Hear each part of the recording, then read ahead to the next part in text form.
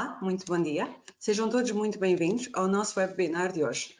Estamos a dar início à segunda reentria depois de um pequeno intervalo para férias. O meu nome é Joana Diniz, sou Account Manager na F Group e estarei aqui hoje, aliás, na qualidade de moderadora. Hoje o tema central é a gestão do património e porque aqui na F Group acreditamos que é importante alargar o espectro de possibilidades e de soluções, discutindo os vários temas no domínio da sociedade, queremos aportar valor a esta discussão, introduzindo temas que são seguramente importantes para proprietários aos diferentes espectros do tecido empresarial, como o setor hoteleiro, industrial ou até mesmo da construção. Por isso acreditamos que hoje esta discussão seja pública e possamos aportar clareza, acompanhamento informado e especializado. Antes de avançar para o tema, quero salutar a presença do nosso ilustre convidado, Dr. João Caiado Guerreiro, que prontamente aceitou o nosso convite na qualidade de presidente da Associação Portuguesa de Imóveis em Portugal. Esta associação sem fins lucrativos destina-se a defender... Associação Portuguesa de Proprietários. Muito obrigada, Dr. João. Esta associação, como estava a dizer, sem fins lucrativos, destina-se a defender os interesses dos proprietários e, como tal, partilhará connosco alguns dos desafios e constrangimentos sentidos por estes. Simultaneamente, também contaremos com o contributo do António Valente, que além de diretor comercial na FI Portugal, também auxilia os nossos clientes nestas matérias e, como tal, contribuirá para esclarecer a aplicabilidade das taxas subjacentes ao património. Não menos importante, aproveito ainda também para relembrar que no final da sessão teremos um espaço dedicado a questões que possam ter e, como tal, teremos oportunidade para ajudar-vos nesse sentido. Além do mais, também veremos o vídeo, que no fundo será o somatório desta discussão, assim como todas as questões que foram levantadas. Sem mais demoras, e é certo que em Portugal nos últimos anos temos sido alvo de uma intensa procura, não só para compra, mas para arrendamento também, por parte de investidores nacionais e externos. Também é curioso observar que alguns dos constrangimentos advêm da incerteza e da complexidade inerente à carga fiscal. Dr. João Caiado Guerreiro, muito bom dia novamente. Aproveito para questioná-lo. Qual o impacto do Covid-19 nos arrendamentos e quais as principais queixas dos membros da APProfit no que isto concerne? Bom dia e obrigado pelo convite, me honra. Eu creio que o Covid-19 é muito cedo para ajuizar todos os impactos, mas alguns são já visíveis. O governo português não foi o único, mas tem sido talvez dos mais violentos, escolheu os investidores imobiliários como vítimas do Covid e como quem vai ter que pagar os custos do Covid. Nós encontramos moratórias de rendas e encontramos inclusivamente por decisão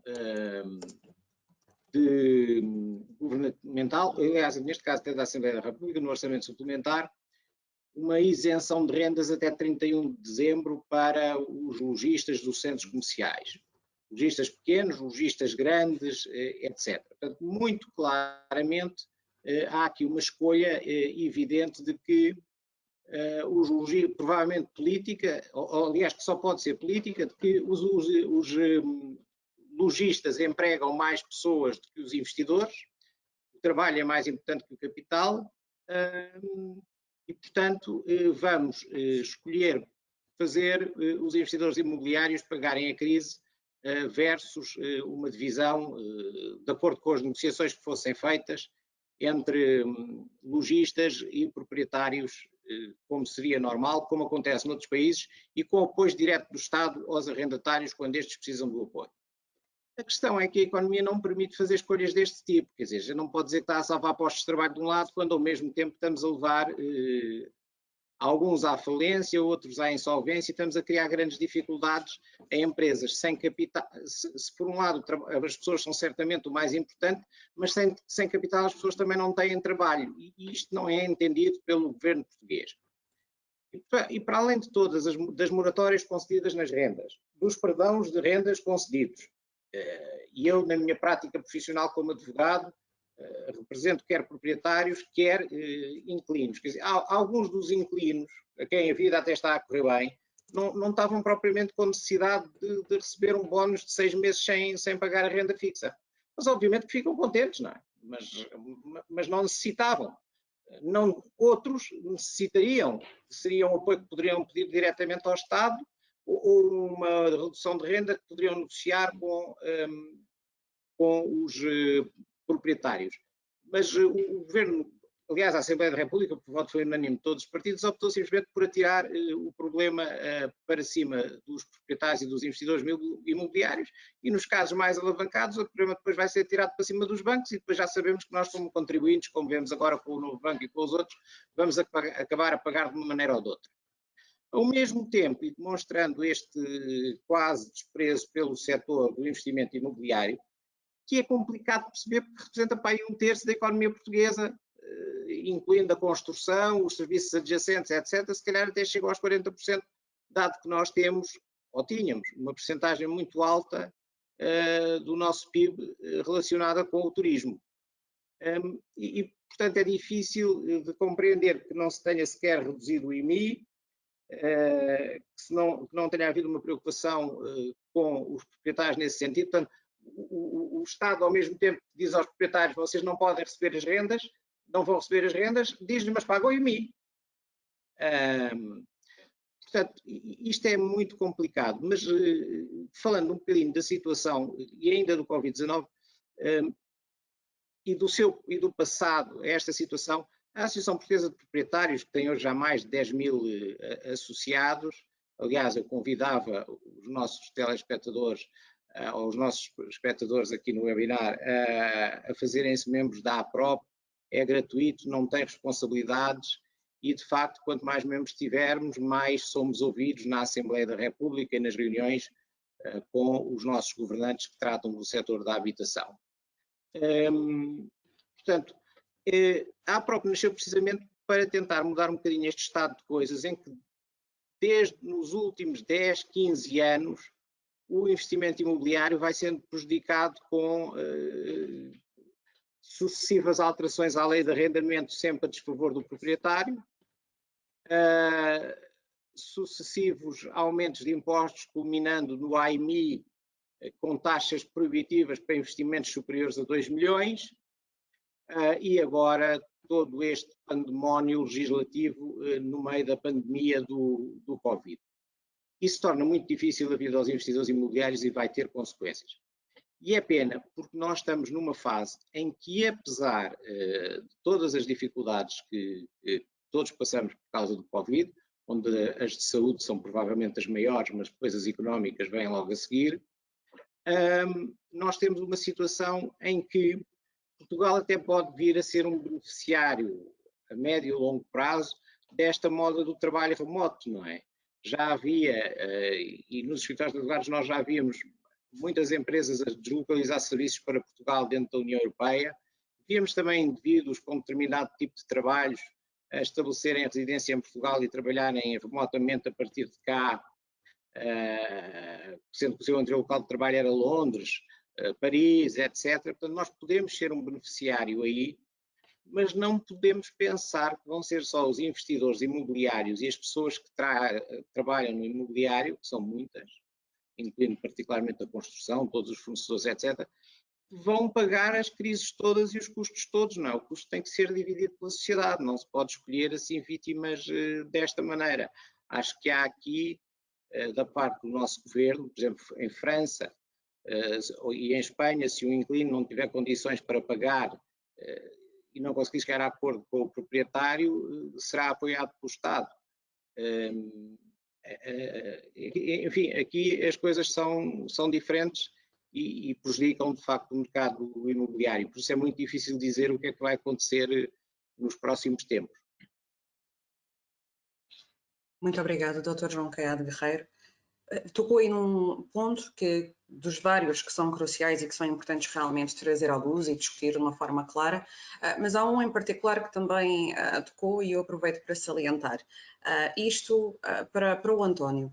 Nós em 2017, como sabes, foi criado o Imposto sobre o Património, o IMI. Tendo em conta o quadro legislativo, como é que, no teu entendimento, um proprietário pode diminuir a carga tributária incidente?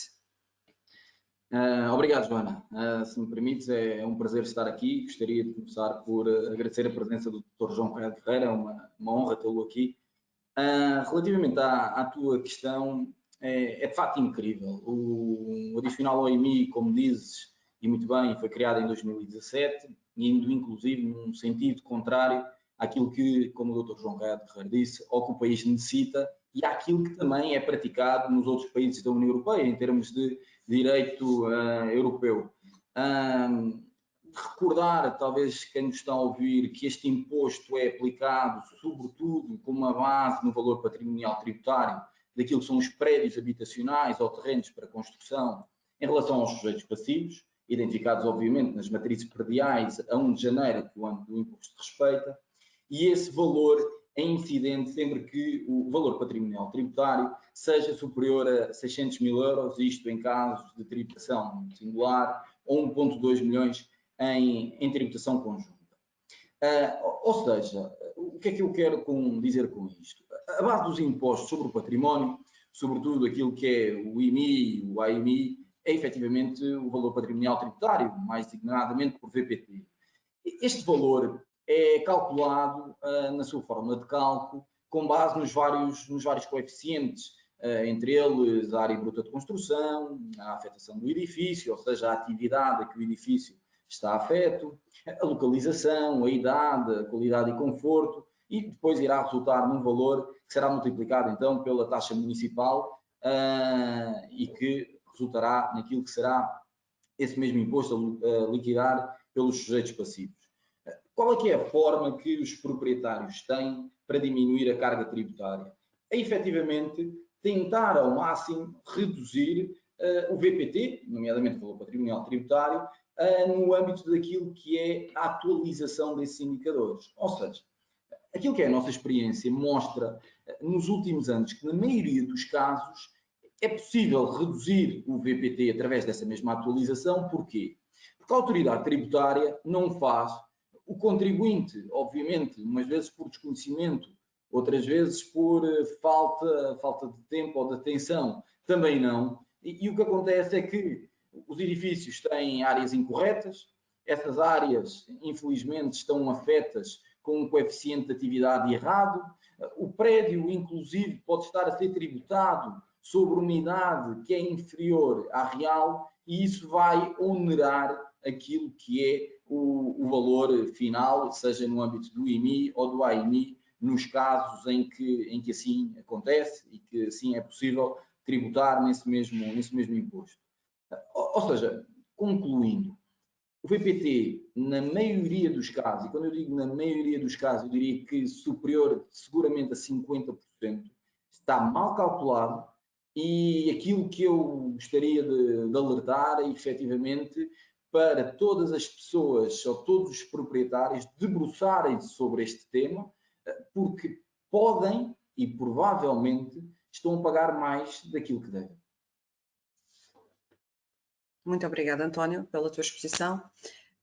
Dr. João Caiado Guerreiro, há pouco estava a mencionar que efetivamente existem também vários impostos. Falou também no IMI, na sequência do que o António disse, também mencionou o IMT, e nós também sabemos que estes valores assumem uma grande representatividade em orçamento do Estado. Neste sentido, qual é o seu entendimento sobre este assunto e como é que o sistema, no seu conjunto, poderia evoluir?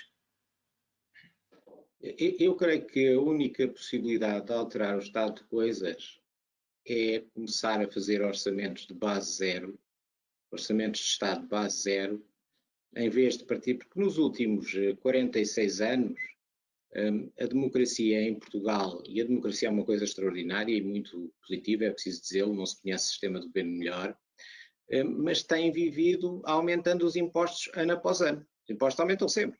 Há 46 anos que os impostos aumentam sempre. E esta situação começa a tornar-se numa situação insustentável. O AMI, por exemplo, somado ao IMI, pode chegar em certas coisas a 2%, pode mesmo chegar a 2%. Ora, fazer chegar a 2% a totalidade dos impostos do imobiliário num contexto em que 4% é considerado um bom yield, um bom rendimento. Se compra um prédio, por exemplo, ou um apartamento por 100 mil euros, conseguir 4 mil euros por ano, os tais 4% de rendas, é rendimento bruto, é considerado bom. Enfim, 2 mil vão logo para pagar impostos. Mas depois ainda há mais impostos a pagar, quer dizer, impostos sobre o rendimento, etc, etc, de tal modo que a situação pode chegar mesmo a que 2/3 do valor da renda fica em impostos. Isto é uma situação insustentável, portanto, a única maneira de olhar para isto não é olhar para a receita que o Estado português precisa, que o Estado português devora tudo o que precisa, não é? Até chegaram a chamar o monstro ao nosso orçamento, quando aliás ele era muito mais pequeno, e é preciso olhar para aquilo, deixar de olhar para o que o Estado português precisa e pensar, mas o que é que os portugueses precisam que o Estado português faça? E quais são os portugueses que precisam realmente de apoio? E depois é preciso reduzir as burocracias enormes, reduzir custos intermédios sem sentido, virar o Estado para dar apoio aos cidadãos, que somos todos, somos 10 milhões e 300 mil portugueses, em vez de outras preocupações. E essa preocupação tem estado ausente dos governos nos últimos 25 anos, não é? É fundamental fazê-lo. Portanto, a questão não é como é que o Estado português vai viver com menos receita, ele vai ter mesmo que viver com menos receitas, não é? Porque a queda das receitas fiscais este ano é dramática e não se prevê que recupere-se muito nos próximos anos e não pode estar sempre a emitir dívida. Portanto, temos que encontrar maneiras de o Estado fazer o mesmo que fazem as empresas, não é? Por exemplo, o que faz o vosso FI Group de ganhos de eficiência, é fundamental procurar ganhos de eficiência, ganhos de... Agora, não podemos é continuar a pensar que os contribuintes vão pagar tudo, os contribuintes e particularmente os proprietários. E nós queremos representar, não os grandes proprietários, queremos representar todos os 3 milhões de proprietários portugueses, há 3 milhões de proprietários em Portugal. Estas pessoas não podem ser chamadas constantemente a pagar mais e mais e mais e mais por aquilo que é um direito constitucionalmente garantido, não é? A Constituição diz que todos têm direito a uma habitação condigna.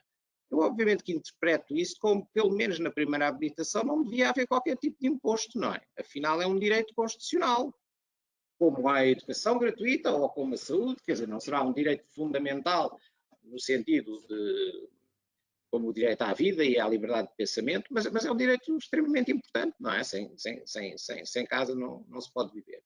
E, portanto, de facto, o Estado português tem que rever isso e tem que ver também a carga burocrática, que faz aumentar imenso o preço dos imóveis, não é? Por exemplo, se um projeto imobiliário leva 3 ou 4 anos a aprovar, isto é uma coisa difícil de perceber. E não estou a falar de um projeto em zonas protegidas nem nada especial, estou a falar de um projeto em qualquer sítio de Portugal, em qualquer cidade, seja Lisboa, Porto ou uma cidade mais pequena. Nós, aliás, a Associação Portuguesa de Proprietários é uma associação de âmbito nacional, temos delegações em Coimbra, em Braga, etc. Mas encontramos a mesma coisa sempre. E são 2 anos para aprovar um projeto numa Câmara Municipal. Mas se um gabinete de arquitetos leva 3 meses a fazer o projeto, como é que olhar para o projeto e dizer se está bem ou não, leva 2 anos a seguir? Devia levar 15 dias. Afinal, o projeto já está feito, não é?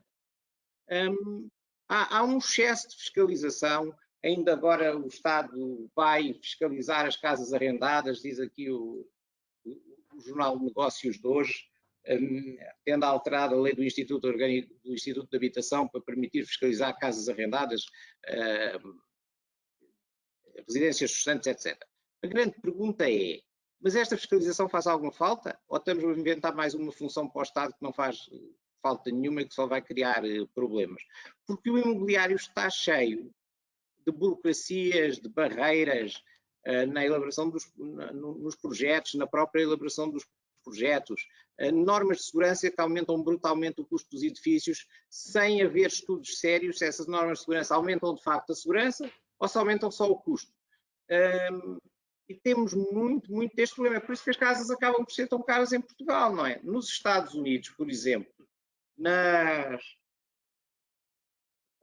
cidades de média dimensão, lá são cidades como Lisboa, não estou a falar de Nova Iorque ou Los Angeles, mas posso estar a falar de Denver ou de Memphis ou de outras cidades conhecidas e grandes. Uma vivenda boa, com piscina, jardim, etc., custa para aí 120 mil euros. Aqui custa 300 mil.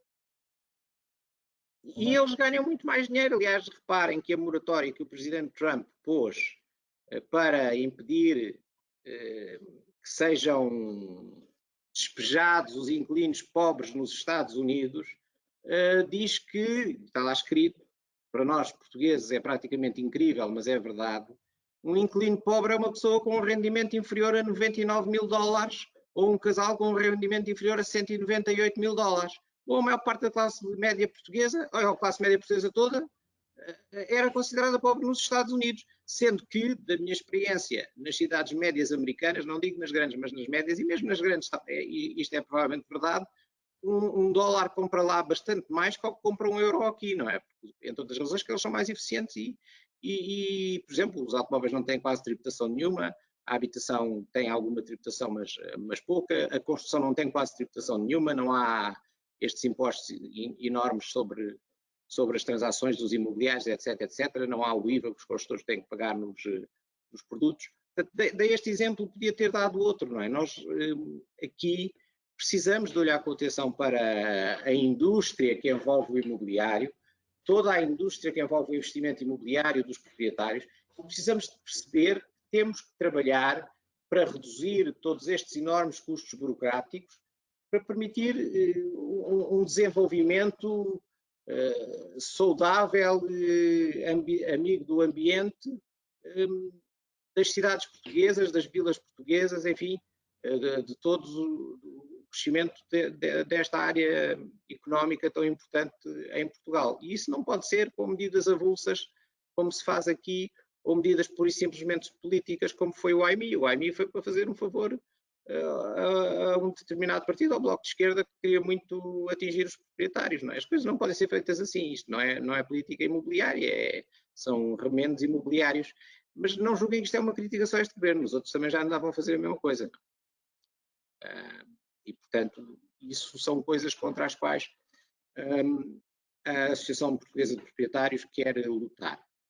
Por outro lado, eu creio também, e acho que é importante dar essa nota positiva, que Portugal, nos próximos anos, vai ter oportunidades muito interessantes nos mercados imobiliários.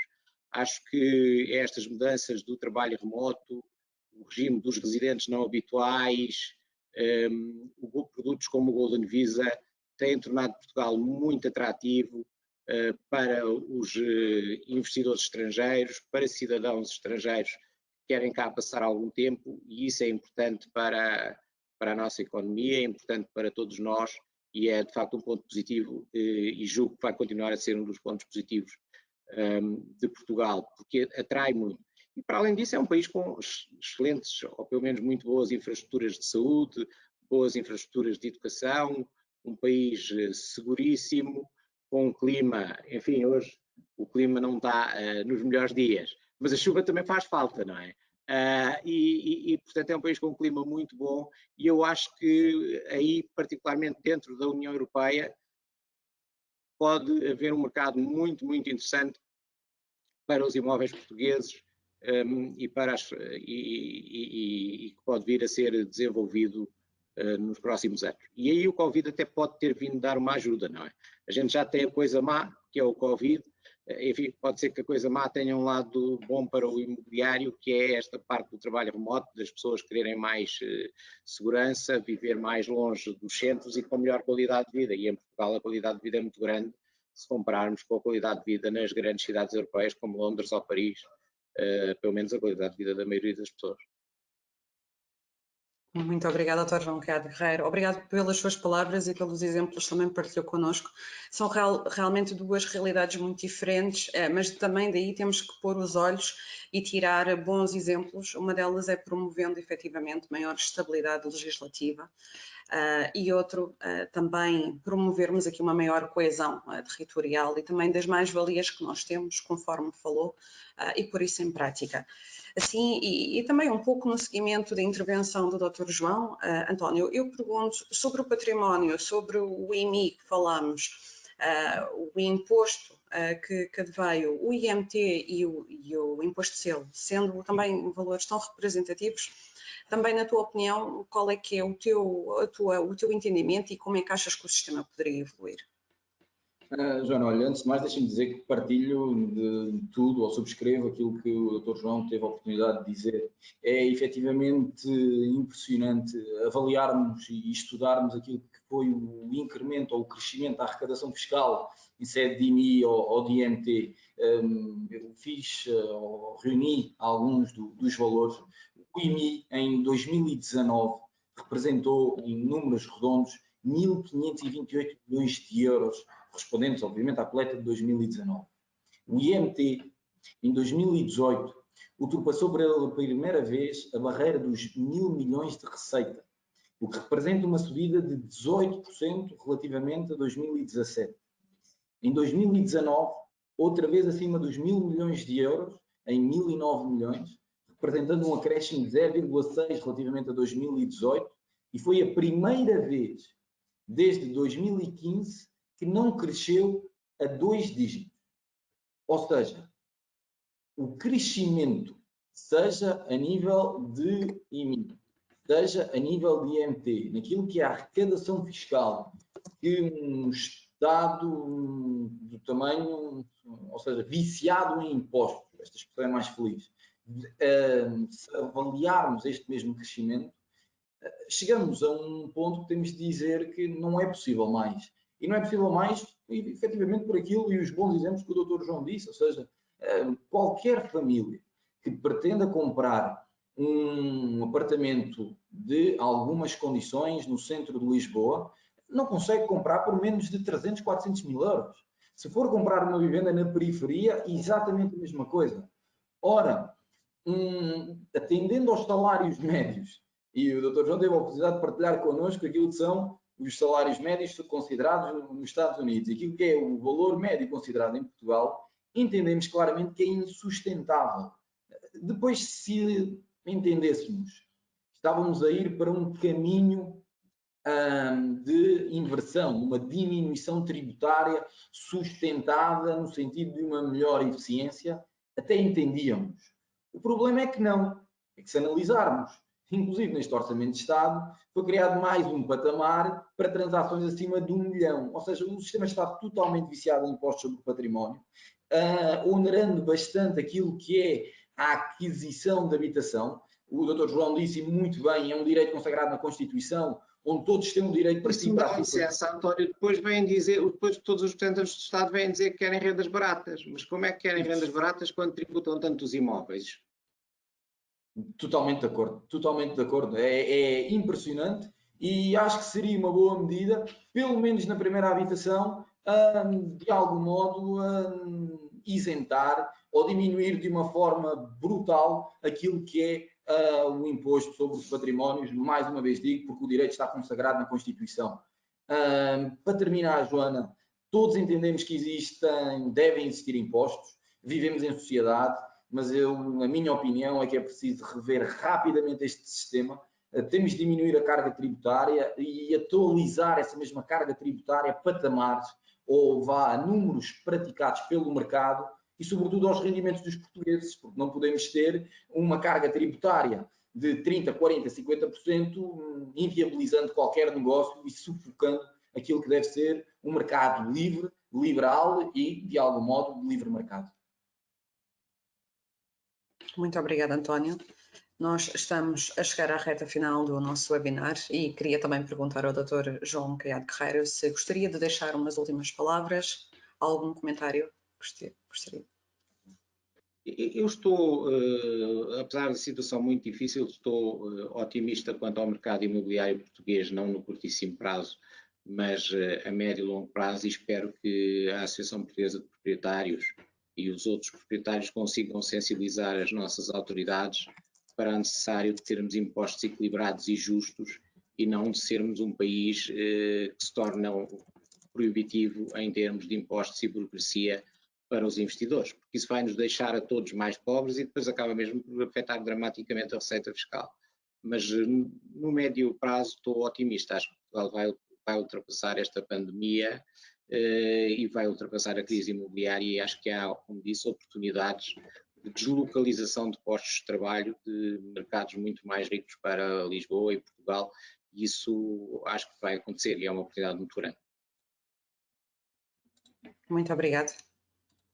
António, gostarias de deixar uma última palavra? Sim, agradecer a presença do Dr. João uma vez mais e de algum modo convidar todos os nossos ouvintes a inscrever-se. Eu agradeço o convite uma vez mais. Convidar todos os nossos ouvintes a inscrever-se na APROP. Acho que é efetivamente uma entidade que luta pelos direitos que estão consagrados uma vez mais na nossa Constituição, e eu acho que efetivamente temos de reunir uma força para diminuir uma vez mais estes impostos sobre o património que estão a sufocar aquilo que é o livre mercado. Muito obrigada, António. Muito obrigada, Dr. João Quer Correr. Uma vez mais, eu quero agradecer a vossa presença e disponibilidade para estarem aqui connosco, discutirem temas que são realmente importantes para a nossa sociedade, e é preciso colocá-los em pratos limpos e ver de alguma forma como é que nós podemos melhorar o nosso país e as condições daqueles que o habitam e daqueles que querem realmente investir em nós. Desde já, quero também, em nome da EFI, queria agradecer também e estar ao dispor para qualquer aconselhamento que possam necessitar neste sentido. Alertar ainda que na próxima semana, dia 25 de setembro, às 11 horas, nós vamos abordar outras questões, mas desta vez relacionado com a redução de custos nas empresas. E, portanto, acreditamos que este será uma solução para, no fundo, promover a maior eficiência em todos os custos empresariais. Portanto, uma vez mais, muito obrigado. Juntem-se a nós e bons negócios. Obrigado. Bom dia, muito obrigado. Obrigado.